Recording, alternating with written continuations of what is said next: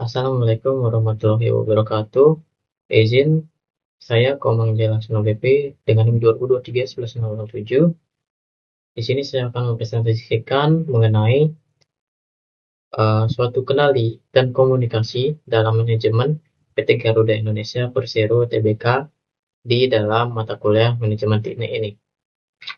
Baik, sebelum masuk ke studi kasus pada PT Garuda Indonesia, langkah baiknya kita perlu mengetahui bahwa apa sih itu kendali dan juga apa sih itu komunikasi terlebih dahulu. Nah, dari sumber yang telah saya cari bahwa kendali itu adalah proses yang digunakan oleh manajer untuk memantau, mengevaluasi dan juga mengarahkan kinerja organisasi agar sesuai dengan tujuan dan rencana yang telah ditetapkan. Nah, kendali ini melibatkan beberapa langkah utama, yaitu penerapan standar, pengukuran kinerja, perbandingan, dan dengan korelatif, dan juga umpan balik.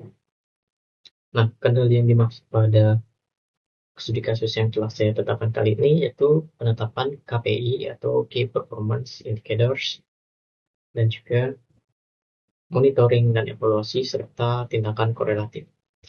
Selanjutnya ada pengertian komunikasi itu sendiri. Komunikasi itu sendiri adalah proses penyampaian informasi, instruksi, dan juga umpan balik dalam suatu organisasi untuk mencapai suatu tujuan bersama. Ini mencakup semua bentuk komunikasi yang terdiri dari manajer, karyawan, pemangku, kepentingan lainnya yang berfungsi untuk koordinasi, pengambilan keputusan, motivasi, dan pengembangan hubungan. Nah, jenis komunikasi ini dibedakan menjadi 4, komunikasi formal, informal, vertikal, dan horizontal. Masuk ke studi kasusnya. Nah, studi kasus yang saya angkat itu ada di salah satu perusahaan BUMN yang dimiliki oleh Indonesia, yaitu maskapai penerbangan yang bernama PT Garuda Indonesia. Di sini kita bisa lihat bahwa saya mencari sumber di YouTube bahwa ini ada beritanya yang dimana Garuda mengalami krisis. Krisis dalam hal keuangan, manajemen, dan terlilit hutang. Nah, di sini bisa kita lihat bahwa PT Garuda Indonesia sendiri adalah maskapai penerbangan nasional Indonesia yang berdiri sejak 1949. Sebagai perusahaan yang berfungsi di bidang penerbangan, Garuda juga memiliki tantangan besar dalam manajemen operasional, layanan pelanggan, dan juga keselamatan penerbangan. Dalam beberapa tahun terakhir, tahun yang dimaksud itu tahun 5 tahun yang lalu, sekitar 2018 sampai 2000 tahun ini. Perusahaan menghadapi masalah serius seperti kerugian finansial, penurunan kepuasan pelanggan, dan juga manajemen sumber daya manusia (SDM) yang kurang efektif. Terdapat masalah komunikasi antar departemen yang menyebabkan koordinasi yang buruk dalam operasional dan pelayanan.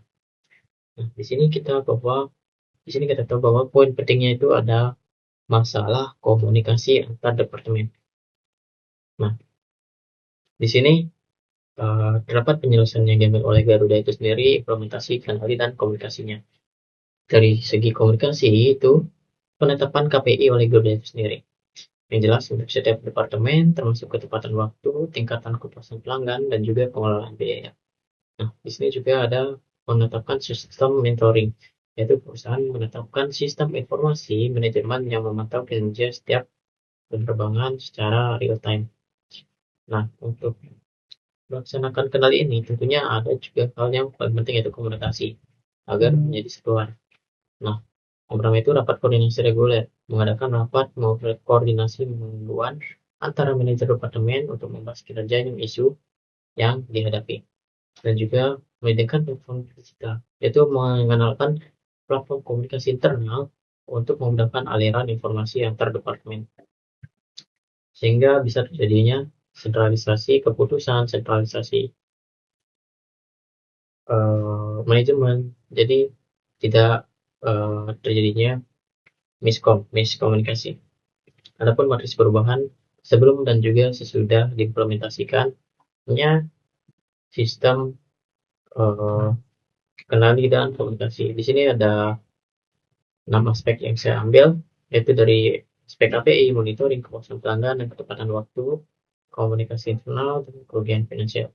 Saja pada KPI, dari start KPI itu sebelum implementasi, namun sesudahnya sudah jelas KPI-nya. Selanjutnya ada monitoring. Monitoring itu kerja manual. Kalau sesudah implementasi, sistem informasi manajemen secara real time didukung dengan ini platform digital. Nah, di sini juga ada penaikan kepuasan pelanggan yang awalnya 65% menjadi 80%, dan juga ketepatan waktu dari 70% hingga 90%. Komunikasi internal yang awalnya lemah, banyak miskomunikasi sehingga menyebabkan kerugian yang sedikit-sedikit menjadi bukit, ya ibaratnya begitu. Selanjutnya, setelah dilakukan implementasi, komunikasi terintegrasi melalui satu suara atau satu platform digital. Nah, ketika semua sudah ditekan, sudah menjadi lebih baik, akan mempengaruhi finansial, di mana sedang melakukan implementasi mampu mengurangi kerugian hingga 30% dalam 2 tahun, tahun 2018 sampai 2019.